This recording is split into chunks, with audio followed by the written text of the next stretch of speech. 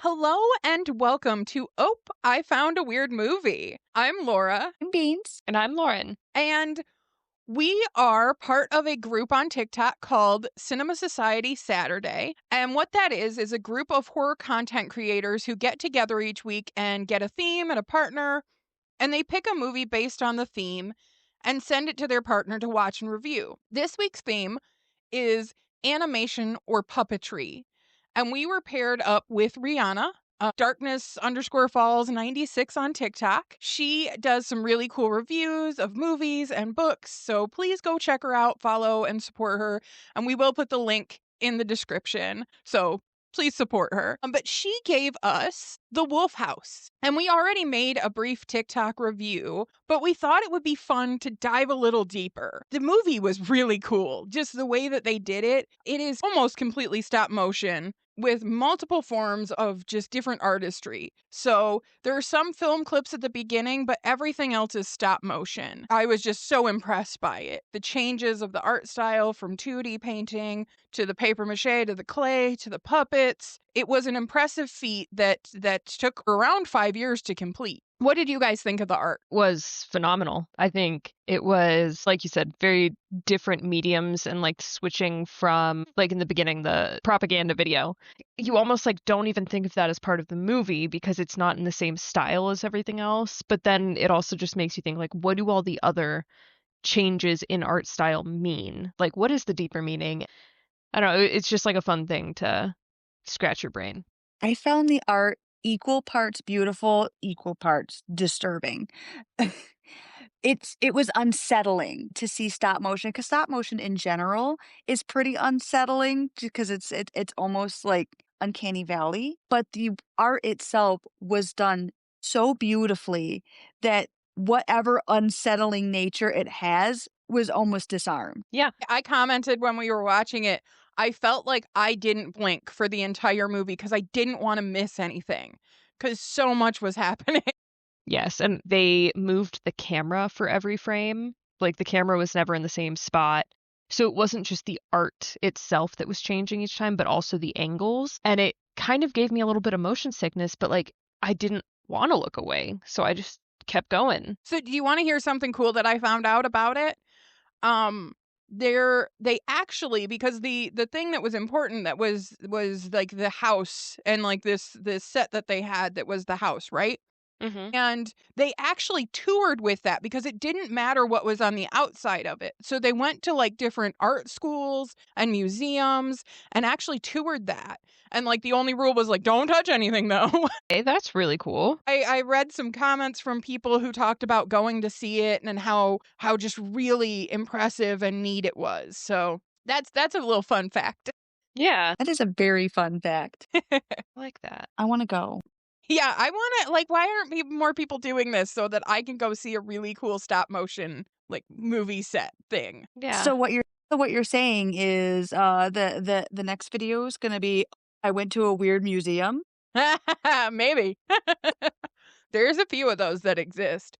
Um, so let's get into the movie itself. And the movie was a bit crazy. Like Lauren mentioned, it's basically a propaganda piece for a German colony in Chile. The film was released in 2018, so don't worry, they aren't trying to recruit here. This is based on a true cult named Colonia Dignidad, or Dignity Colony, that ran from the 1960s to the 1990s. The group at the time was run by a man named Paul Schaefer. Now, Paul was a German man involved heavily in religious groups. There were several rumors floating around about Paul in the 1940s and 50s, but no official police action was taken during that time. But he was removed from several jobs that involved children for inappropriate behavior. Yeah, and I can't say certain things because of the YouTube, but I think we all understand what that means. Yeah. So in 1953, he had a significant number of followers, and they set up a children's home and orphanage. So by 1959, though, Paul was finally charged with crimes against two young boys, But instead of facing the consequences of his actions, he and a large group of his followers and the children ran away to Chile. Cults at the time loved South America. It was a popular place. Jim Jones just down the road, but he purchased a 4,400 acre farm, and by 1963 they had 230 members living there, with additional waves of Germans joining over the years. They set up a school, they had a hospital, hell, they even had 2 airstrips there. And the main production was agriculture. And he had plenty of people to do the work for him. And sadly, the local Chilean farmers also used the hospitals and sent their children to the schools. I mean, and I get it. They believed at the time that was the best option, and it was better than any of the other ones that they had very little access to. Sadly, there were many stories of the Chilean children not being returned to their families. And the group also separated the German children from their parents into separate children's housing. And acts like that make inappropriate behavior much easier to hide. So there were a lot of really bad things that took place, and several that YouTube will not like me talking about. But if you want to know more information, I suggest watching the docuseries on Netflix called A Sinister Sect, Colonia Dignidad. It has a lot of information. It's a really, really good series. It's sad, though. But Paul eventually was charged for his actions, but he did what Paul does and he fled. So sadly, a lot of these kids just never got the justice they deserved. But now you know a bit about the backstory of the colony that the movie's talking about. So, and I know when you guys went into seeing the movie, you did not know any of that. But with that new take on it, I'm sure some of the things we saw might make a little more sense, even. Yeah, absolutely. Yeah, because there's a lot of things to interpret in this movie. So yeah, having that background, it's like, okay, it was exactly what I thought it was, or, oh, that is not what I thought it was. Did make some of the imagery click a little better, and also the language of the movie. Yeah, the movie is all in Spanish and German, and kind of the flowing of the language too. You know, the wolf always talks in German, but Maria, she kind of switches back and forth. So there's a lot, I think, to that and what that is telling us as the audience. So in the movie itself, we start with a German male voice that we can assume is a representation for Paul, telling us how wonderful their group is. We have this amazing honey. Look at how happy everyone is. We're all nice and isolated, so like none of those awful outside influences can get us. You know, and look, the tales you've heard, they're greatly exaggerated. Don't worry about that. He leads into a children's story about a girl named Maria. And this feels very much like a story he would be telling a class of children, you know, to teach them a lesson. A very twisted take on the 3 little pigs. Now, Maria is a little girl in the colony, and one day she lets 3 little pigs escape. And her punishment is 100 days where she cannot talk to anyone and no one can talk to her. But she doesn't want to be punished. So instead, she escapes the colony. And escape is an interesting choice here. Like instead of she ran away from the colony, no, she escaped. And that's him saying that.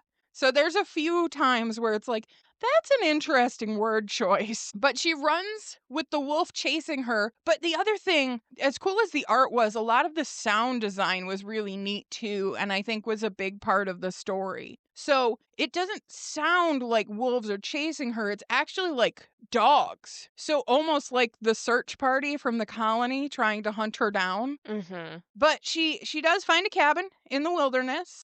And inside the cabin, she finds 2 pigs. Now, remember, 3 pigs were let out. And if we're going by the 3 little pigs story, it's odd that there are only 2 there. But this story is being told by the wolf. So he really sees Maria as that 3rd pig. And she's hungry, but instead of eating the pigs, she treats them like family. The story continues with the wolf popping in from time to time, asking what her house is made from. At one scene, you know, she's kind of chilling with the pigs, watching some TV. The literal color drains from them, and they like dissolve into the background because they're so terrified of the wolf. But Maria continues on, and she plays with the pigs. And at one point, she forces them to transform, to grow human hands and feet.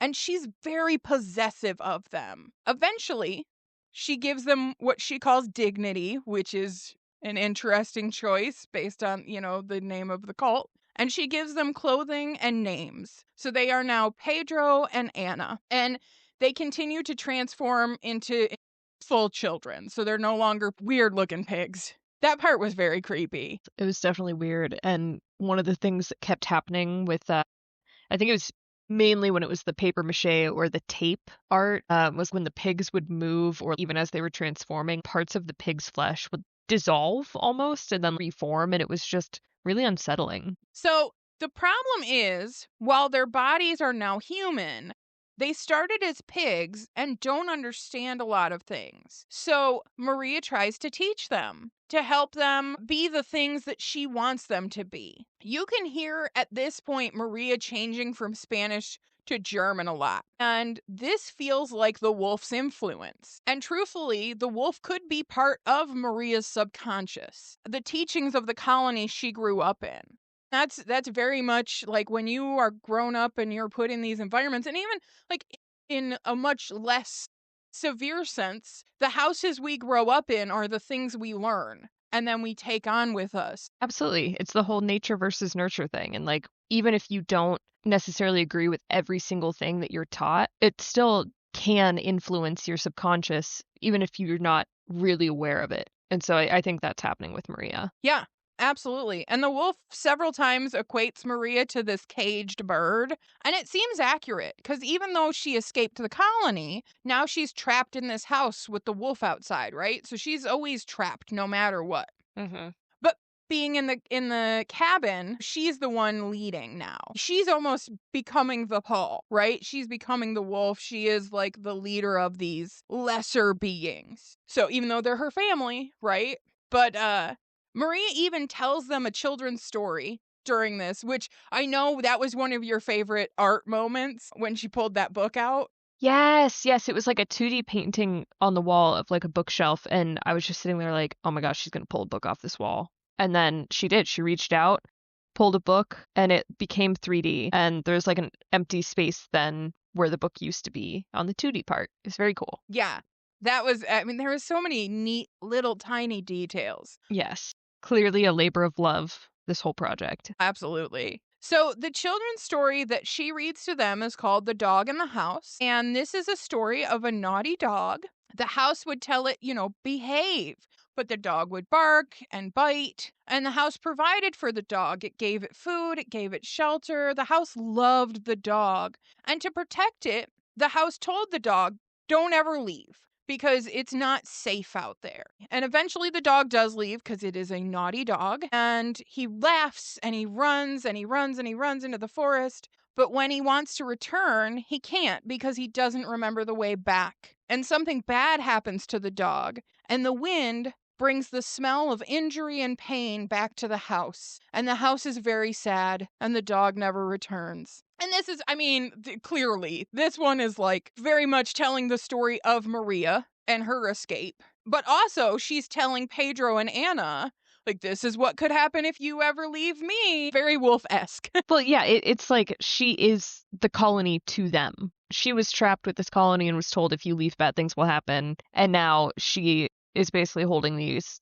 children and saying, if you leave me, bad things will happen. It's a cycle. Absolutely. Yeah. That is a great way to put it. That's exactly what I was going to say.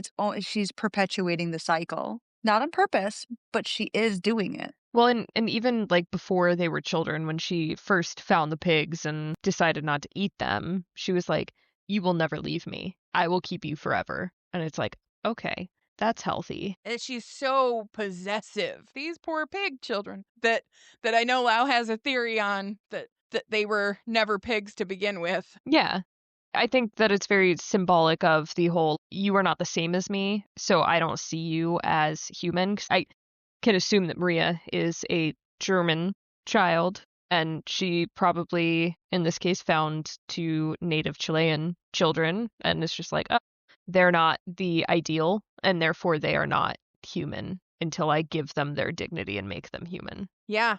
So eventually, because again, these kids are not real kids to Maria at least, but transformed pigs, they don't understand the things that Maria thinks they should, like how to eat at a table and things like that. And so when Maria is trying to teach them, a candle falls over and starts a fire.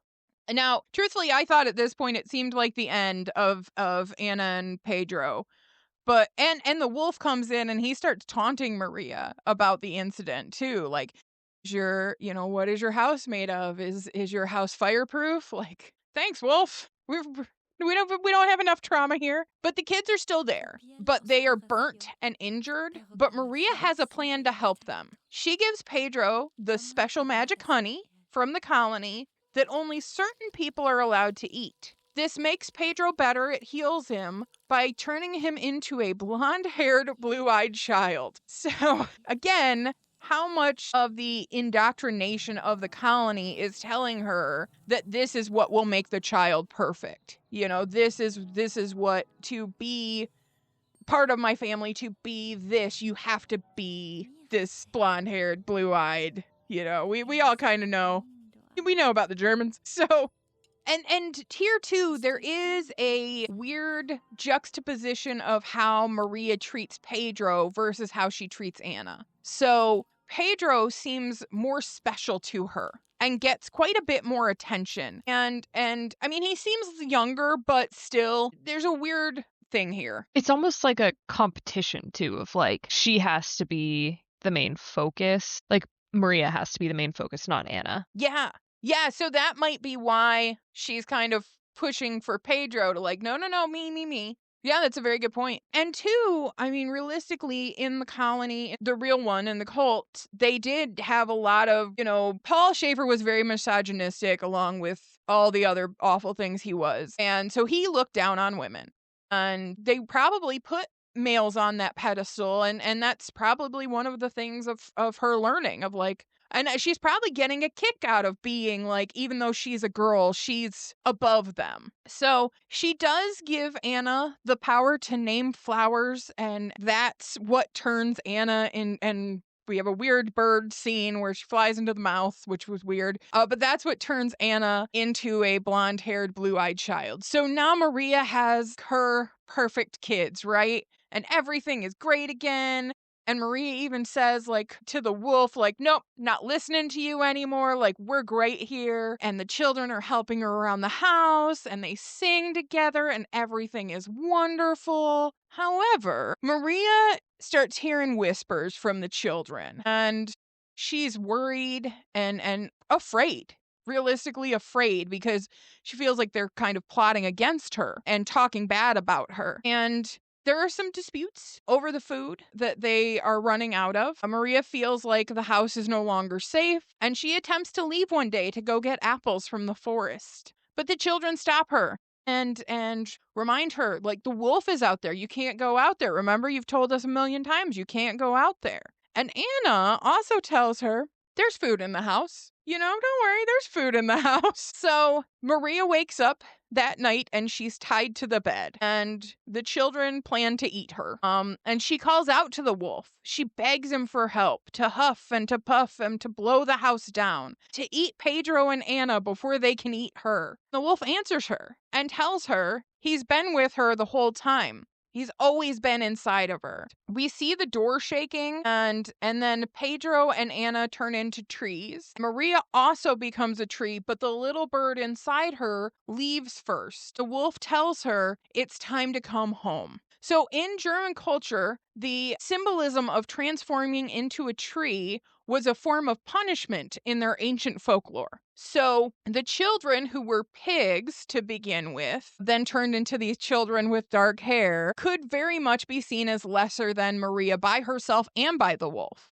Even though she turned them into these perfect children, they still weren't worthy or good enough. But Maria, based on how she looks and everything, she was probably German to begin with. She is allowed to be freed from this punishment and to return to the colony. So that is where the children's story ends. And the German man tells us that Maria was rescued Thanks to their incessant search, which is another real weird word choice right there, incessant. And in the colony, she was able to recover her vitality and helpful spirit, i.e., reprogrammed.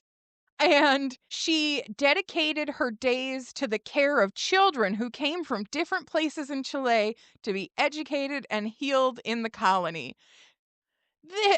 That's pretty dark considering the colony's history of taking local children. And then at the end, he talks directly to us and he calls us little pigs and he asks if we're ready for him to take care of us. I thought that was so interesting because it was like at the beginning of the movie, we've got that little propaganda video, and it's like, okay, that's over. Now we get to listen to this story. But it's like, no, by the end, you realize the entire story was propaganda, front to end. And focused on children. Mm-hmm. You know, and that's the thing. It's like the indoctrination of the youth is a strategy that's been used over and over again. And he also uses like the fear and paranoia to make people, like these kids, like not question his goodness. Like, if you don't listen to me, bad things are going to happen to you. So don't even try. Yeah. Yeah, it's a way to teach the kids, like, never leave. This is what could happen to you. Don't be lazy and foolish and naughty like Maria over there. You know, let the colony take care of you. You're fine. We got you. Know if like this particular cult slash colony would have got me, but I realize, like, going through and listening and just being so engrossed in the story, I realize now that I am a susceptible person to cults and I need to stay away from people. I was so engrossed. A charismatic leader is a dangerous thing. Yeah, that is true. History has proved that. Actually, I do have one question though. Like in this, they have like their magical honey. Was that a quality of the cult? It was just one of the things that they did with the agriculture and stuff. Gotcha. Okay. Well, thank you everyone for watching, and please do all the like and subscribe thingies, and we will be back with more reviews soon. Absolutely. And also check out our podcast. We're watching some pretty cool stuff. Yep. Oh, I found a weird show.